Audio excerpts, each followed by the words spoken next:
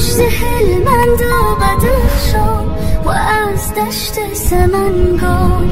دل من بسته با خون شهیدان به این خاک جوانان، به یاد قهرمانان وطنم فدای این وطنم. به گل افغانی ترینم که با ایمان و عزم گذاشتم از سر و جانم برای سرزمینم. آی من افغانی ترینم.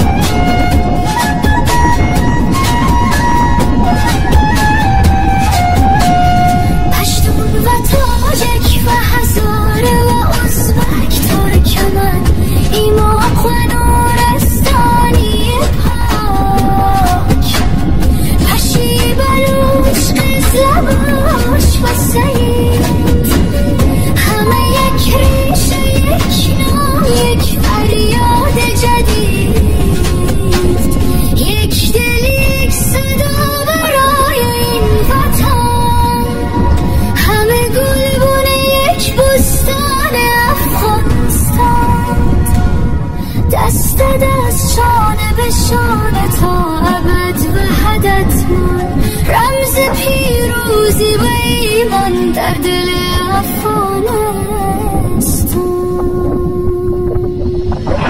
این افغانستان ما مهد دلیران بزرگ، سرزمین غیرت و ایمان مردم ستور، سرزمینی پر ز غیرت مهد عشق و مهر ماست. کوهایش شاهد ایمان و جان فشانی هاست، دشتهایش پر ز عطر خون پاک عشقاست. نروم تا وطنم آزاد نگردد،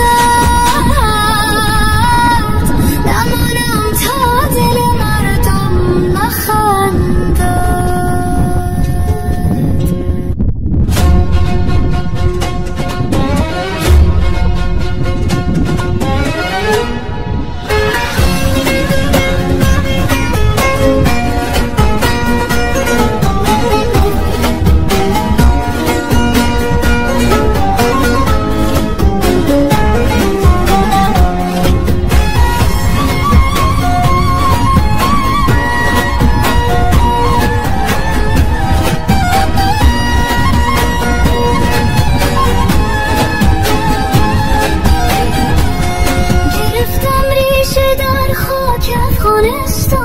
به کوه عشق و ایمان، ز هندوکش ز هلمند و بدخشان و از دشت سمنگان. دل من بسته با خون شهیدان به این خاک جوانان، به یاد قهرمانان وطنم فدای این وطنم. به گل افغانی ترینم که با ایمان و گذاشتم از سر و جانم برای سرزمینم. آی من افغانی ترینم.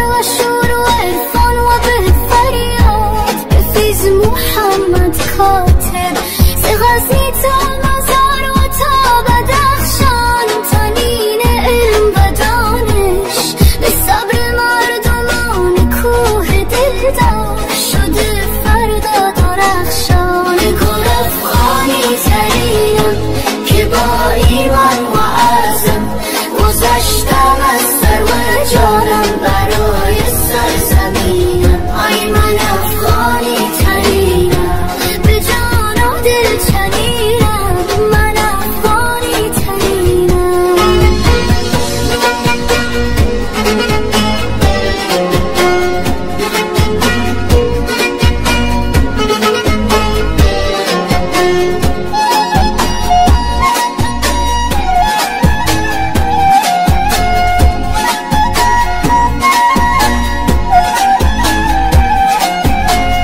پشتون و تاجک و هزاره و ازبک ترکمن ایماق و نورستانی پاک پشی بلوچ قزلباش و سعید همه یک ریشه یک نام یک فریاد جدید یک دل یک صدا برای این وطن همه گلبون یک بستان افغانستان دست دست شانه به شانه تا ابد وحدت مان رمز پیروزی و ایمان در دل